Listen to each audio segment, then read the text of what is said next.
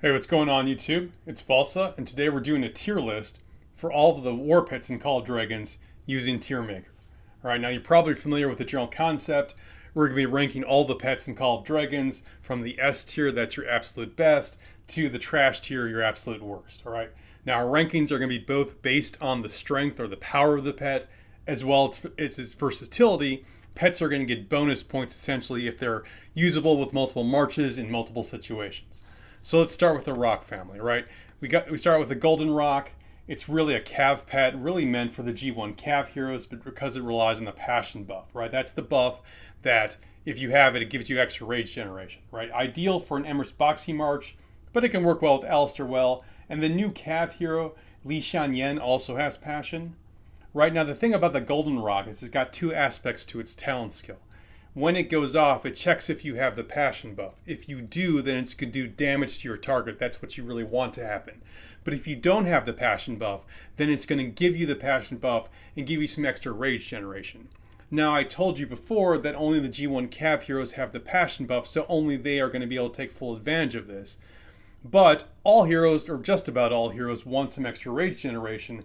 So the Golden Rock can provide some value to a lot of different heroes, right? The other thing about the Golden Rock is also flies, and it is the choice for some of your other flying cav marches.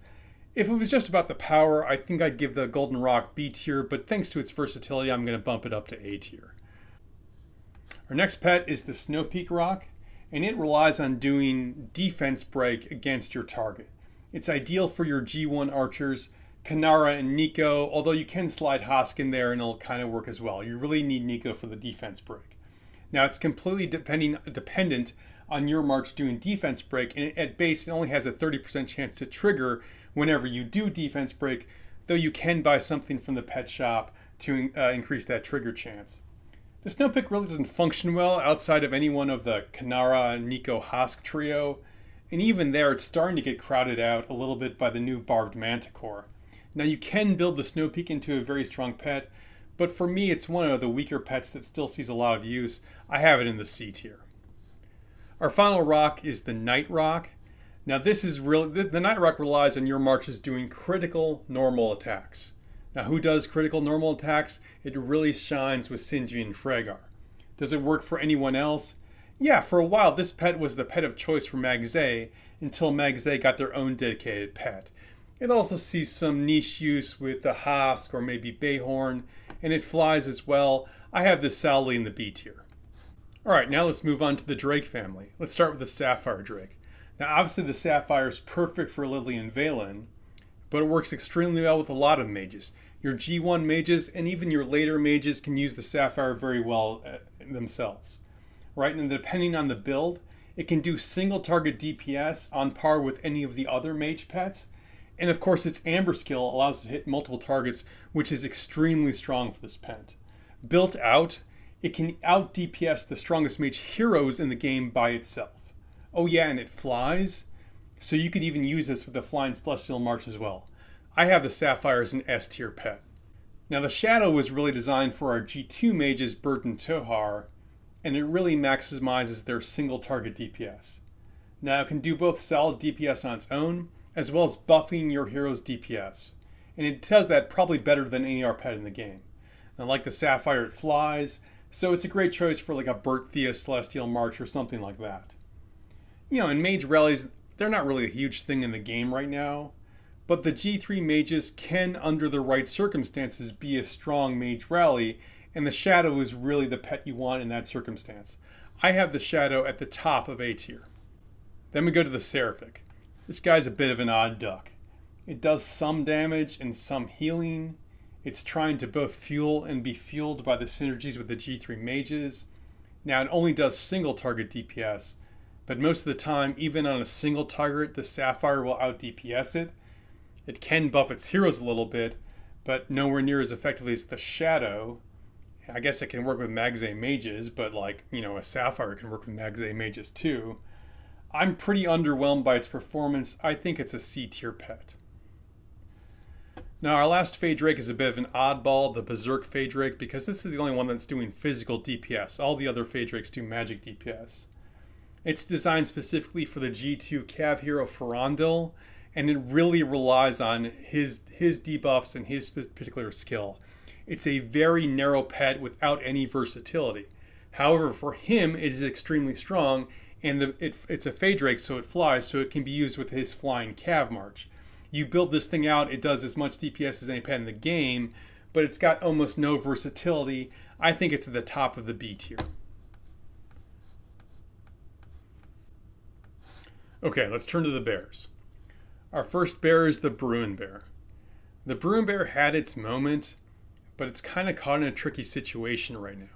What does the Bruin Bear excel in? The Bruin Bear excels in fighting back when you're getting hit by multiple marches at melee range. If you're getting hit at long range, the Poison Lizard is better. If you're only fighting one march, the Moon Bear tends to be better, right? Now the Bruin Bear is a choice for your rally garrison, but for the most part, it's starting to get passed by the Moon Bear. Particularly for the garrison, the Moon Bear is better, and there's an argument even sometimes in the rally you'd want the Moon Bear as well. Now, can it still be strong there? It absolutely can still be strong there, and there's nothing wrong with giving this one to your Gorish and having him charge headfirst into an enemy ball and doing a lot of DPS. I have it in the B tier, solidly there.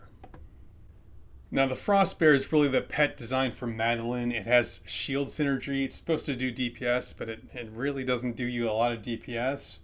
And it has some functioning with some other shielding heroes. Like if you use Eliana as your backup tank when your main tank runs out of stamina, I guess you could use the Frost Bear there. I guess it's not completely useless, but it doesn't have a lot of great uses. It's nearly in the trash tier, but it ekes out at the bottom of the C tier.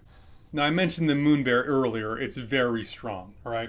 Now, if you're running Danfil Malgro in the open field, this is the pet you want to use because it really synergizes very well with their hero skill damage. But the most important thing for the Moon Bear right now, it's the meta pet for the garrison and rally right now, right? It is absolutely the meta pet you want for the garrison, and it's got a strong argument to be the meta pet for the rally. Very strong alliances will rise and fall based on the strength of their best Moon Bear. Not only that, but the Moon Bear can be a very strong Cav pet, particularly for Magro and Tobin, synergizing with their high hero skill damage, right? Not only do I think this is an S tier pet, I think it's at the top of the S tier as the strongest pet in the game right now. Now finally we got the Friendship Bear. I make fun of this thing all the time, but it kind of does have a use. It helps you survive. If you're running a Garwood tank, what are you trying to do but survive? It's not like Garwood does any damage anyway. It synergizes with Garwood's skill, and I think it does have a use, not a strong use, but some use. I have it in the C tier, and I actually have it above the Frost Bear. All right, let's talk about the lizards. Earlier I mentioned the Berserk. It's very strong, but very narrow. It has no versatility. The Sand Lizard's really the opposite. The Sand Lizard isn't a particularly strong pet. It does no damage, and it just heals you in some nearby friendly marches for an okay amount. But it's got amazing versatility. It basically works with every march in the game, and it works extremely well with any ranged march, right? It's a very easy pet to build, very inexpensive. Not the strongest pet in the game, but it works with anything. I have it in the B tier. Now the Poison Lizard's got some versatility as well. Why? Basically any tank march in the game can use the Poison Lizard effectively. It's good for a Haskanara counterattack march as well. Now, unlike the Bruin Bear, the Poison Lizard will attack back at long range, which makes it very ideal for open fielding. It doesn't do amazing damage, but does a good bit. And the other thing about the Poison Lizard is for a moment, it was one of the choices for the Rally Garrison. Now, it's like I said, it's kind of gone past by the Moon Bear, but if you've got a tricked out Poison Lizard and your alliance doesn't have anything better, it can still get the job done. I have the Poison Lizard solidly in the A tier. Now our last two lizards, here's the long and short about it, don't use it. The Thunder Lizard, it does single target DPS, it does nothing special, and it does less DPS than the Fey Drakes. There's no reason to use it and lots of reasons to not use it, it's trash. The Ice Lizard's even worse. There's basically no ice synergy in the game. Look, Valen's Awakened skill, yes, has a little ice synergy, but he can proc that all by himself. He doesn't need the Ice Lizard to help him. And the other thing about the Ice Lizard, it will actually disrupt your hero's rage skill. Do not use the Ice Lizard. Earlier I mentioned that before they got a dedicated pet, Megze would often run a Night Rock. Well, they got their dedicated pet, and it's the Shadow Manticore. Shadow Manticore honestly reminds me a bit of the Berserk Drake. You basically cannot use this pet with anything other than a Megze March. But boy, when you build it out with a Megze March, does it hit extremely hard. Megze are the best march in the game right now. At least there's an argument they're the best march in the game right now. And I don't see them going anywhere anytime soon. And I don't see this pet going anywhere anytime soon. It's extremely strong for them. I have it in the A tier. The next Manticore is the Blade Manticore. And this guy was designed for Urag Tobin to really take advantage of their hero DPS, particularly multiple target hero DPS. Its skill set makes it seem like this thing should be really strong, and I built out a pretty strong one, and I've always gotten underwhelming results from it. It does okay, but just okay, and it doesn't really pay back the time and effort I put into building it. And lately I've been playing around with a Moon Bear for that Urag Tobin March, and frankly the Moon Bear's been giving me better results than this thing. Alright, now I'm leaving this guy at B tier, but the bottom of B tier, and it's hanging on there really just by a thread. I could see it falling to C tier before too long. Our final Manticore is the Barbed Manticor. This guy was built for Sybil Fulgrim, but it can be used with some other marches, particularly Kanara Nico, and I think if you build this guy out, it will outperform the Snow Peak for that march. I'm still building mine out. It just got released last season, but the results I'm getting are fairly promising. And, I'm not 100% confident because I need some more testing, but I think it's solidly in the B tier class. Alright. Now, our final pet is the Anubis, the Auric Warhound. You gotta use this guy with the new calf heroes. It relies on pure rage generation, and really Nea is the one that makes this guy work. So it's not versatile at all. But it seems like this once you build this thing out, it's gonna wreck people. We're gonna need to do a lot of testing. We'll probably revisit this down the road. But right now I'm putting this in the upper B tier, and I wouldn't be surprised if this is A tier when it's all said and done. Alright, there you have it. I think this is what the state of Warpets is in Call of Dragons right now. Everything's in the right tier. I might change a few things around within the individual tiers, but I think this is how I see the pets right now, right at the end of the Rise of the Dragon season as we're preparing to go into our next KVK. Hey, that's it, and thank you to everyone for stopping by. If you enjoyed this content or found it helpful, please hit that like and subscribe button.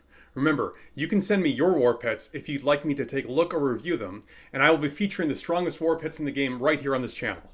Look for more details in the description below, and until next time, stay classy, Belleron.